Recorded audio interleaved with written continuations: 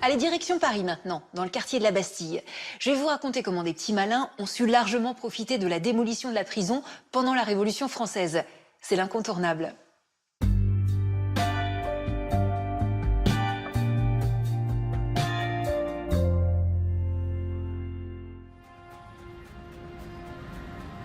Le 14 juillet 1789, la Bastille va entrer dans l'histoire.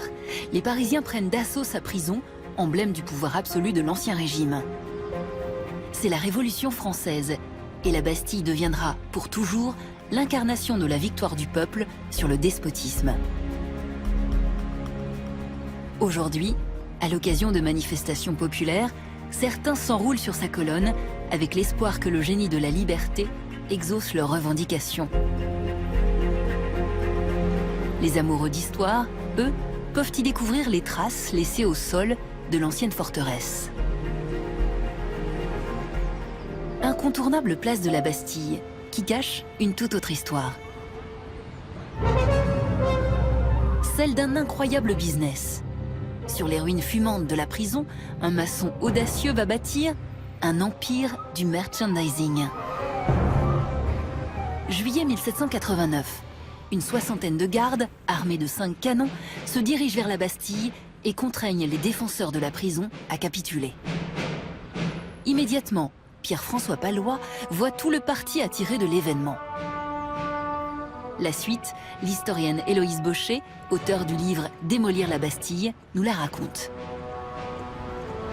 Dès le soir, donc, un maître maçon, entrepreneur en bâtiment, c'est le titre qu'il aura un petit peu plus tard, décide de démobiliser tous les ouvriers qui sont à son service sur divers chantiers de la capitale et de les concentrer, de les faire venir sur le site de la Bastille.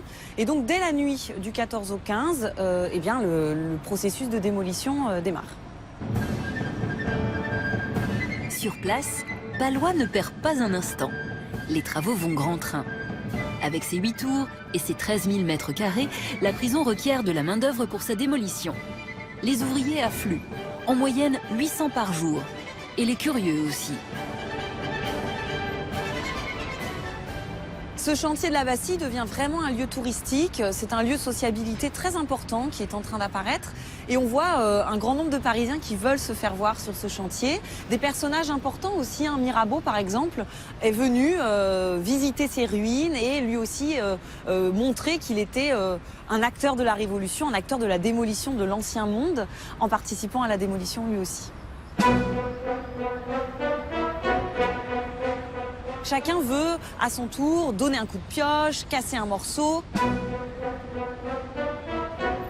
Il y a même aussi des visites illégales, interdites, dont Pallois se plaint, d'ouvriers qui trafiquent l'entrée sur le chantier pour, contre une petite pièce de monnaie, contre un petit peu d'argent, laisser des visiteurs se laisser enfermer pour une nuit, et parce que ces visiteurs voudraient vivre cette horreur qu'ont pu connaître des prisonniers enfermés dans ces cachots de la Bastille. La légende de la Bastille est en train de naître. Pour la renforcer, l'entrepreneur a l'idée d'organiser des fêtes et des cérémonies sur le site. Pallois est capable d'inventer un décor, de construire sur les ruines des jeux de lumière, des mises en scène où on va mettre en valeur bien son travail de démolisseur. C'est une façon pour lui aussi de mettre en avant son action au service de la Révolution. Il se dit patriote d'ailleurs. Et c'est l'occasion de faire la fête et de renforcer encore cette attractivité du chantier. Pallois, mais aussi d'autres entrepreneurs, exploitent cet engouement autour de la Bastille et créent des produits dérivés de la démolition. On va avoir des vêtements, des bonnets avec cousu dessus les tours de la Bastille qui sont en train d'être démolis. On va avoir aussi des petits boutons, des petites boîtes, tout un tas d'objets du quotidien qui vont être le support de la mémoire de la démolition de la Bastille. Ces objets sont vendus aux abords. Vous avez un certain nombre de boutiques effectivement qui connaissent un vif succès à ce moment-là, à proximité même de la place, mais aussi à travers toute la capitale. Pallois va encore plus loin. Il fait sculpter des miniatures de la forteresse en pierre véritable de la Bastille. Et il met en place, avant l'heure, un réseau de VRP partout en France. Pallois crée un groupe qu'il appelle les apôtres de Pallois ou apôtres de la liberté. Ce sont plusieurs dizaines de personnages qu'il a recrutés à son service et qui ont pour mission de porter la bonne parole, en quelque sorte, porter dans les différents districts parisiens, mais dans les départements aussi, des sortes de caisses dans lesquelles on va trouver une miniature de la Bastille, un plan, des médailles, des discours, des gravures aussi qui représentent la démolition. La prise de la Bastille devient l'événement dont tout le monde se réclame. Les premiers émeutiers à avoir envahi la forteresse demandent une reconnaissance officielle de la nation. Un groupe va être créé, reconnu à part entière, le groupe des vainqueurs de la Bastille, qui vont être reconnus par un brevet officiel avec une médaille, un uniforme, un fusil particulier aussi. Palois n'a pas besoin de brevet. Il devient célèbre et gagne la réputation de l'homme qui a abattu la Bastille. Mais dès 1790, la municipalité de Paris l'accuse de détourner l'argent du chantier. Un grand nombre de documents semblent montrer que les fonds étaient utilisés pour d'autres chantiers annexes à Paris.